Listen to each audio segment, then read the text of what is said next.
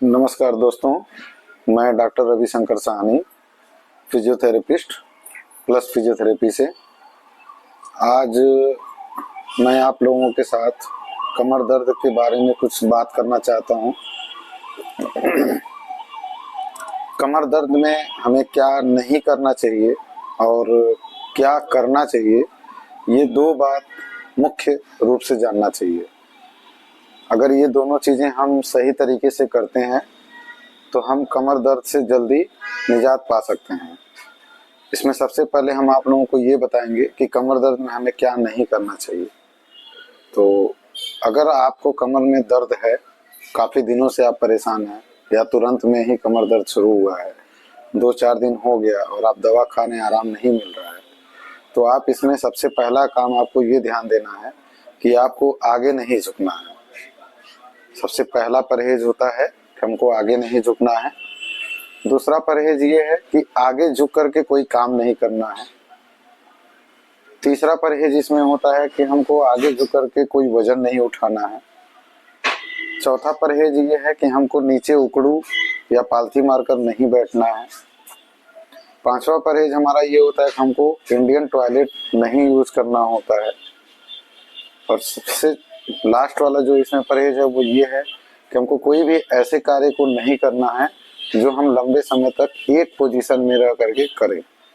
जैसे कि लंबे समय तक खड़ा होकर के कोई कार्य नहीं करना है, लंबे समय तक हमको बैठना नहीं है, लंबे समय तक चलना नहीं है। ये इतने परहेज अगर हम करते हैं तो इससे हमारे कमर दर्द में बहुत ही ज़्यादा आराम मिलता है।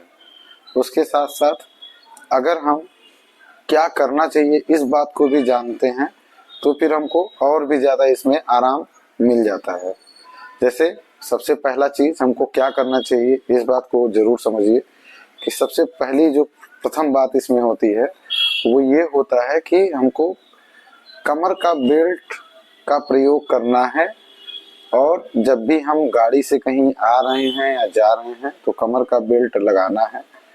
कोई कार्य अगर हमको करना है खड़े होकर के या बैठ करके, तो उस कार्य में भी हमको कमर का बेल्ट लगा करके ही कार्य करना है।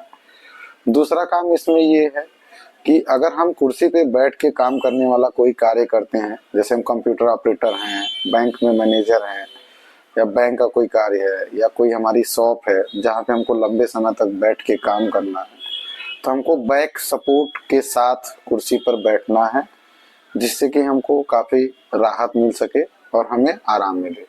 तीसरा कार्य ये है कि हमें कमोड का प्रयोग करना है, जिससे कि हमें नीचे न बैठने की ज़रूरत पड़े और हम आसानी से खड़े हो सकें, दिक्कत ना हो।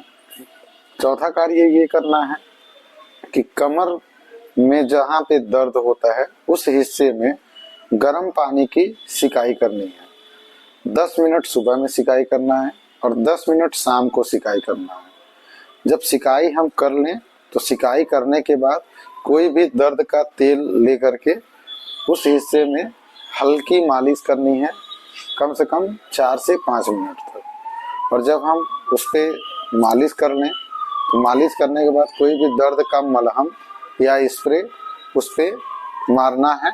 हाँ, ये ध्यान रखें कि जब दर्द का मलहम या स्प्रे आप मार लें तो उसके बाद उस पर मालिश नहीं करना है। ये सारा प्रक्रिया होने के बाद आप कम से कम 20 मिनट आराम करें और 20 मिनट आराम करने के बाद जो भी आपके फिजियोथेरेपिस्ट आपको कसरत बताए हों उस कसरत को आप करें। कसरत करने में हमेशा कि काउंटिंग का बहुत ज़रूरी होता है, ध्यान देना कि जितनी बार डॉक्टर आपको बोलें कसरत करने के लिए सिर्फ उतने ही बार करें, और जितने समय के लिए आपको रोकने के लिए बोला जाए उतने समय तक आप रोकें, और जितने समय तक आपको आराम करने के लिए बोला जाए उतने समय तक आप आराम करें। अगर आप इस तरीके से सही तरीके से कसरत करते हैं तो आपके कमर में जो दर्द है उससे आप बहुत ही जल्दी राहत पा सकते हैं और इसमें किसी भी प्रकार की दवा खाने की ज़रूरत या किसी ऑपरेशन की ज़रूरत नहीं पड़ेगी। धन्यवाद।